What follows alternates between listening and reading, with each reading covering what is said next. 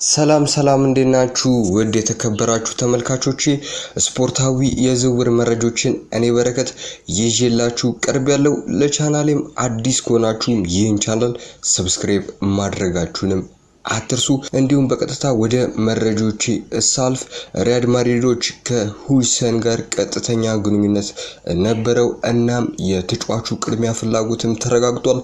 ማድሪድም እንዲሁም የመልቀቅ አንቀጽ ዝርዝሮችን የመዘገብ ሲሆን 50 ሚሊዮኑ ደግሞ በ3 ጊዜ ነው የሚከፈለው።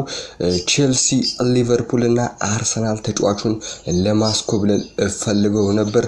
ነገር ግን አሁን ላይ ማድሪዶች ይህንን ተጫዋች ለማስፈረም እየተቃረቡ ነው ሲል ፋብሪዚዮ ሮማኖም እንዲሁ ዘግቦታል። ወደ ቼልሲ አንድ ሁለት መረጃዎችን ስንመለከት ቼልሲዎች እንዲሁ በቋሚነት የማያስፈርሙ ካልሆነ ሌቨርኩሰኖች ሳንቾን ማስፈረም ይፈልጋሉ ሲል ዘሰን ፉትቦልም እንዲሁ ገልጿል።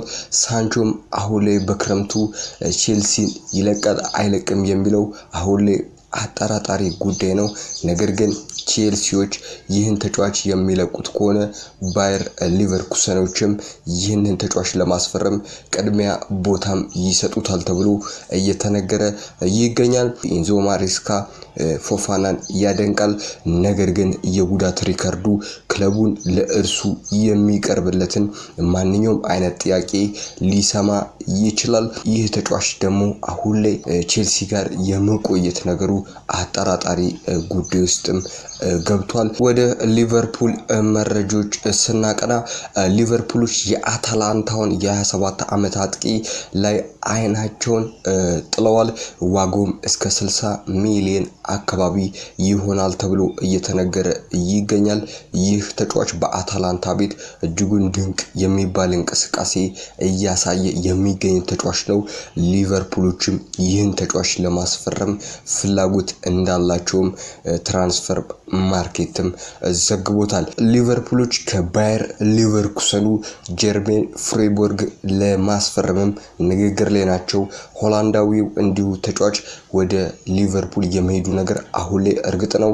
ይህም ተጫዋች የትሬንት ተተኪ አድርገው እንዲሁም ሊቨርፑሎች ይወስዱታል ተብሎም እየተነገረ ይገኛል። ዋጋውም እስከ አሁን ድረስ ባለው እስከ 39 ሚሊዮን ዶላር የመቀላቀል ማፍረሻም እንዳለው ሪፖርቱም ተናግሯል።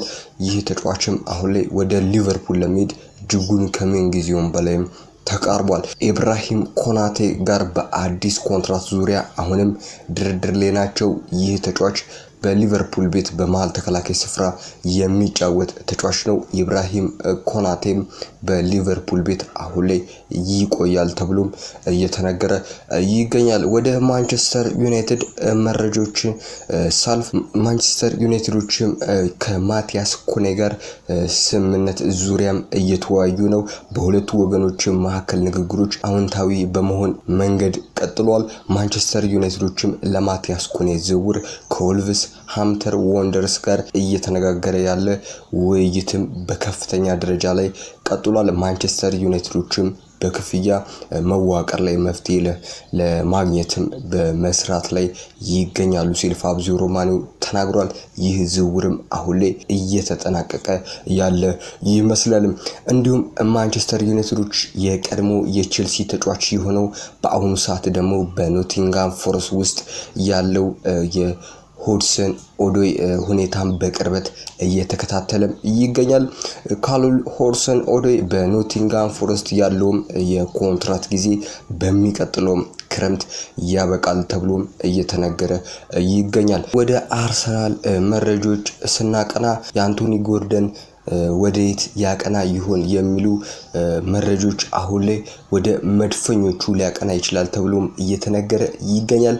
ምክንያቱም የኒኮ ዊሊያምስ ወቅታዊ አቋም አልተመቻቸውም መድፈኞቹም ፊታቸውን ወደ ኒውካስትሉ የመስመር አጥቂ አንቶኒ ጎርደንም አዙሯል ተብሎም እየተነገረ ይገኛል። አንድሬ ሳንቶስ በስትራስቡርግ ያሳየው ብቃት የአርሰናልን ቀልብ የሳበ ሲሆን አማካኙም ለማስፈረም ከፓሪስ ሴን ጀርመን ጋር እየተፎካከረ ይገኛል። የ21 ዓመቱ ብራዚላዊው አማካኝም የቼልሲ ንብረት ነው። ይህም ተጫዋች አርሰናሎች ለማስፈረም በዚህ ክረምት ይሰራሉ ተብሎም እየተነገረ ይገኛል። ማንቸስተር ሲቲዎችም የባየር ሌቨርኩሰንን በዌርቴስ ዝውውር ዙሪያ ላይ የቃል ስምምነት ላይ ደርሷል። ሲቲ ምንም እንኳን ተጫዋቹን የመጨረሻ ውሳኔ ባያሳልፍም ሌቨርኩሰን ከሙኒክ ይልቅ ለእርሱ እንደሚሸጡላቸውም ያውቃሉ።